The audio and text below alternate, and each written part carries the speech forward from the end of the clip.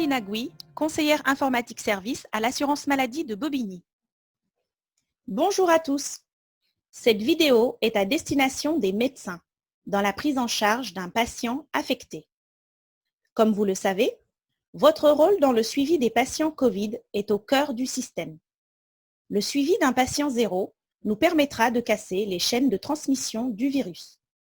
C'est pour cela qu'il est important de remplir toutes les informations concernant le patient zéro. Nous allons commencer la saisie d'une fiche patient zéro, c'est-à-dire celui qui consulte car il présente des symptômes du Covid-19. Pour cela, vous allez vous connecter sur le portail Amélie Pro.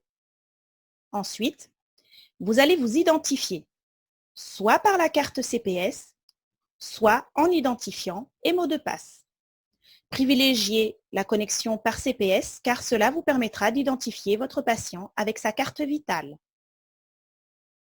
Une fois connecté, identifiez votre patient, soit en lisant sa carte vitale ou bien en saisissant son numéro de sécurité sociale.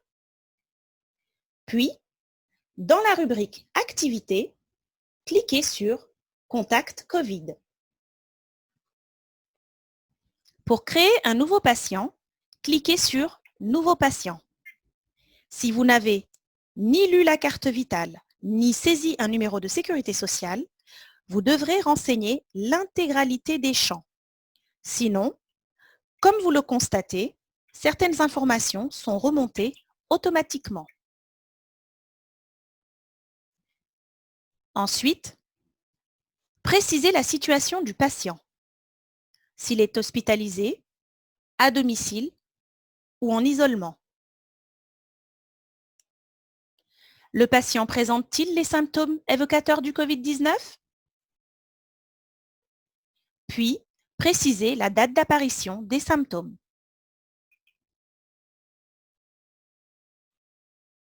Ensuite, précisez l'origine du diagnostic. En attente du résultat de test, confirmé par test RT-PCR ou probable, symptômes plus scanner. Ensuite, indiquez les éléments environnementaux. Le patient peut-il exposer ou avoir exposé une collectivité? Et enfin, demandez l'accord de votre patient pour que son identité soit communiquée ou pas lors des appels vers les personnes contacts. Pour cela, cliquez dans la case prévue à cet effet.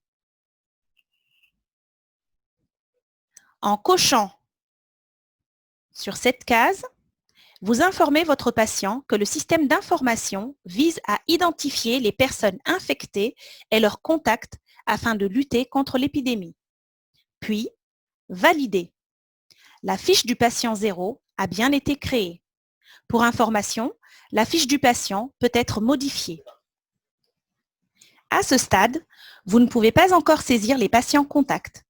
En revanche, vous pouvez anticiper en imprimant le formulaire de contact et en demandant à votre patient de le remplir. Vous devrez tout de même saisir ces informations dans le téléservice Contact Covid lorsque vous aurez reçu les résultats du test.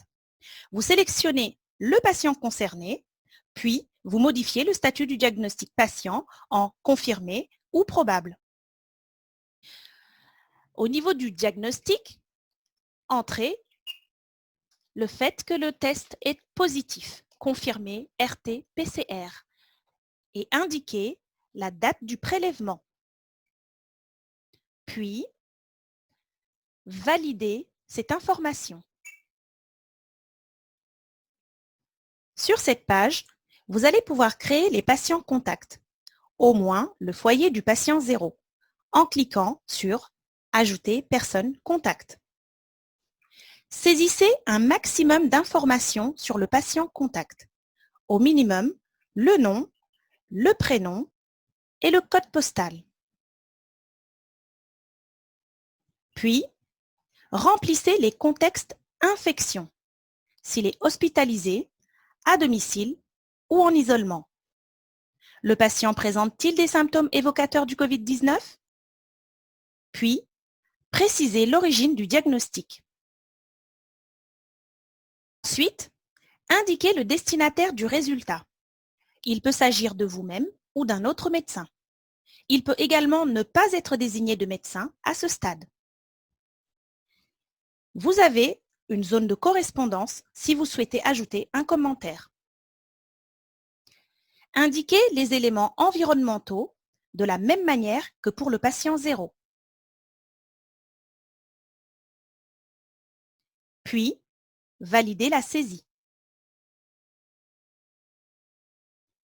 Vous pouvez visualiser le patient contact qui est rattaché au patient 0. Les patients 0 et patients contact seront ensuite pris en charge par le niveau 2 du dispositif géré par l'assurance maladie. Pour information, sachez que les pharmacies et les laboratoires ont accès au téléservice pour la délivrance des masques et la réalisation de tests pour les cas contacts. Nous vous remercions d'avoir suivi ce tuto. Si ce format de vidéo vous a intéressé, dites-le nous par un petit pouce vers le haut ou dites-nous ce que vous en pensez dans les commentaires. Vous pouvez également vous abonner à notre chaîne YouTube pour recevoir nos prochaines vidéos. À bientôt!